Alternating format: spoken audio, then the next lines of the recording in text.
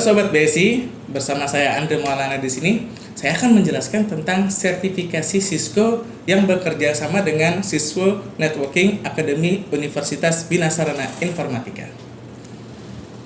Nah, ngomongin tentang sertifikasi Cisco, sebenarnya apa sih sertifikasi Cisco itu? Nah, sertifikasi Cisco itulah sertifikasi networking yang dikeluarkan oleh Cisco Networking Academy UBSI, di mana terdapat beberapa jenis yang bisa diambil oleh mahasiswa. Nah, untuk apa? Untuk menguji atau mengukur kemampuan yang dimiliki oleh mahasiswa. Nah, adapun jenis sertifikasi itu adalah 5. Yang pertama adalah sertifikasi CCNA 1 meliputi Introduction to Network. Yang kedua, CCNA 2 yang meliputi Routing and Switching. CCNA ketiga yaitu meliputi Scaling Network. Yang keempat, CCNA 4 meliputi Connecting Networks. Dan terakhir yang kelima ini adalah tentang Introduction to Cyber Security.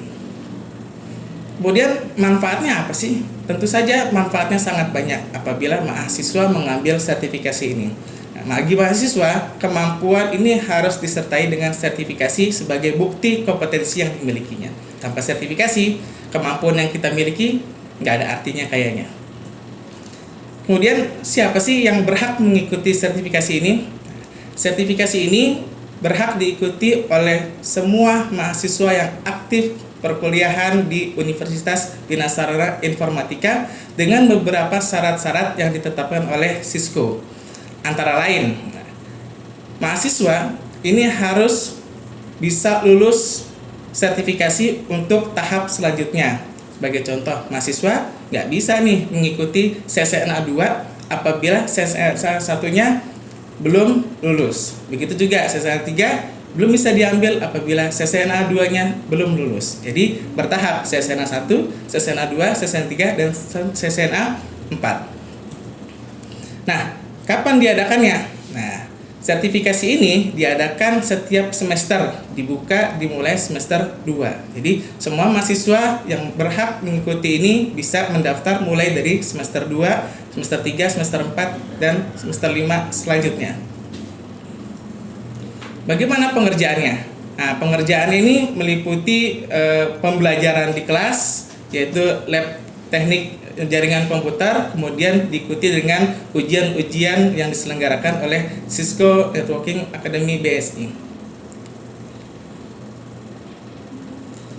Nah, bagaimana prosedurnya untuk mahasiswa bisa mengikuti sertifikasi ini? Yang pertama, mahasiswa bisa mendaftarkan dirinya melalui situs studentbsi.ac.id, yaitu ruang mahasiswa tersebut. Di sana, mahasiswa melakukan pendaftaran. Nah, di sana akan ada linknya, pendaftaran sertifikasi Cisco. Setelah mahasiswa melakukan pendaftaran, nanti mahasiswa membayar melalui virtual account yang bekerja sama dengan Universitas Bina Sarana Informatika. Kemudian, setelah melakukan pembayaran, mahasiswa tersebut akan mendapatkan validasi account @akad yang dikirim ke email yang didaftarkan saat pendaftaran. Kemudian, mahasiswa juga akan mendapatkan password untuk login ke netakad.com.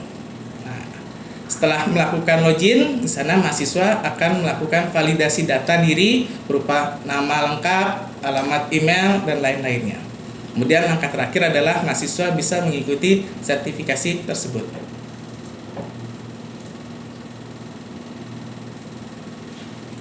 Nah, ini adalah bentuk validasi account yang dikirim melalui netakad.com ke email yang aktif. Maka dari itu, mahasiswa wajib memiliki satu email yang aktif. Dan ini tidak boleh lupa, karena emailnya akan tetap dipakai sampai dengan tahap-tahap CCNA berikutnya.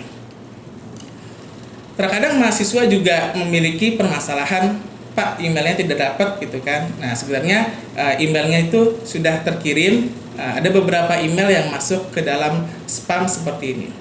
Nah, apabila emailnya sudah dapat, kita bisa membuka. Kemudian inilah akun kita. Kita bisa mengaktifkan akun di tombol paling bawah, yaitu aktif akun.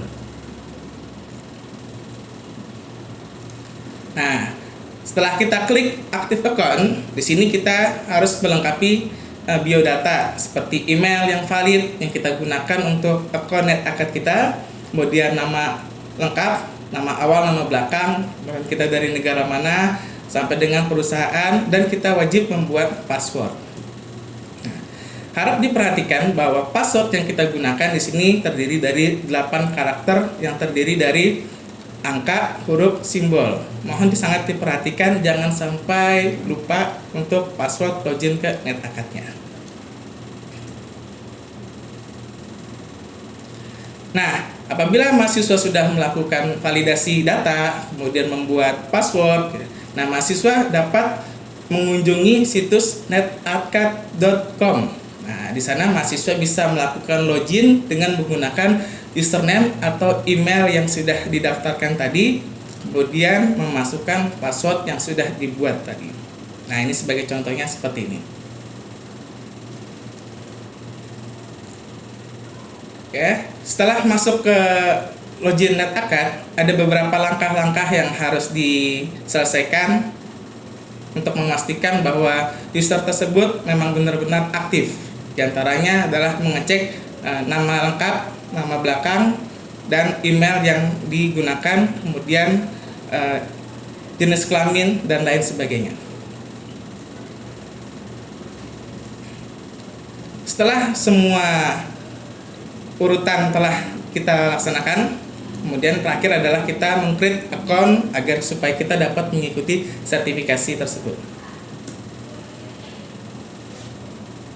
Nah, di sini kita sudah masuk ke dalam ruang NetAccount, di mana dengan ditandai ada kode learn course. Nah, di sini ada course yang kita akan ikuti selama sertifikasi berlangsung.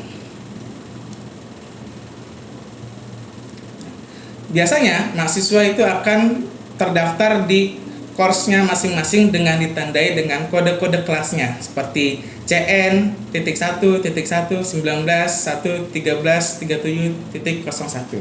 Nah, setiap mahasiswa harap memperhatikan kelas-kelas yang telah diberikan dengan kode-kode tersebut.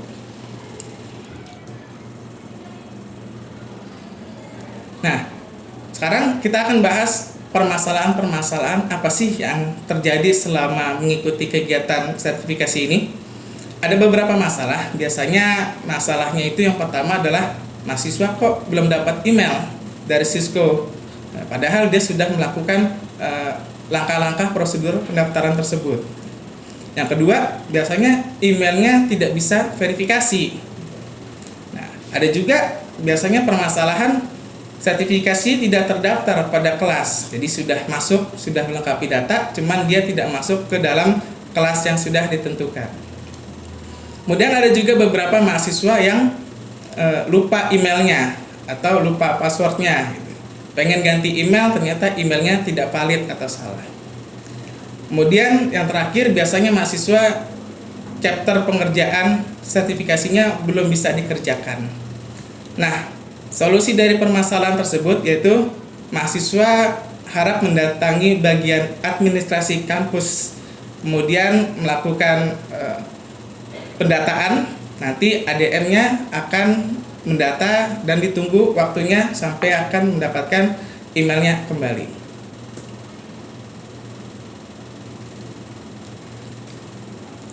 Nah, kegiatan sertifikasinya ngapain sih Pak? Gitu kan? Nah, ini ada beberapa kegiatan selama berlangsung sertifikasi, yaitu praktikum di lab, ada praktikum jaringan, kemudian pengerjaan soal-soal berupa teori, kemudian ada juga pengerjaan soal-soal berbentuk praktek.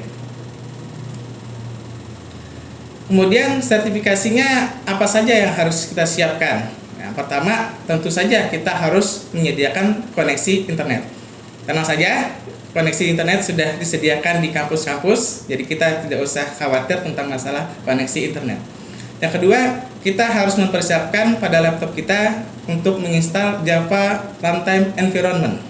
Nah, karena ini sangat berfungsi untuk ketika ujian praktikum.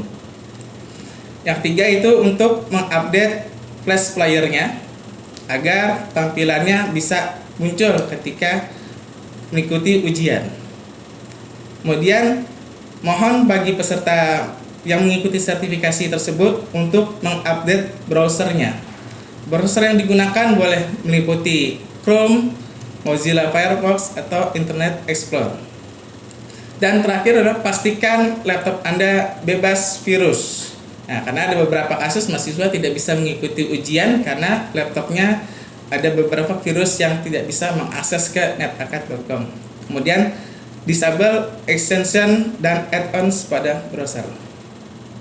Itu saja penjelasan dari saya untuk sertifikasi NetAcad ini. Semoga bisa bermanfaat dan semoga kita bisa mendapatkan sertifikasi ini untuk kedepannya.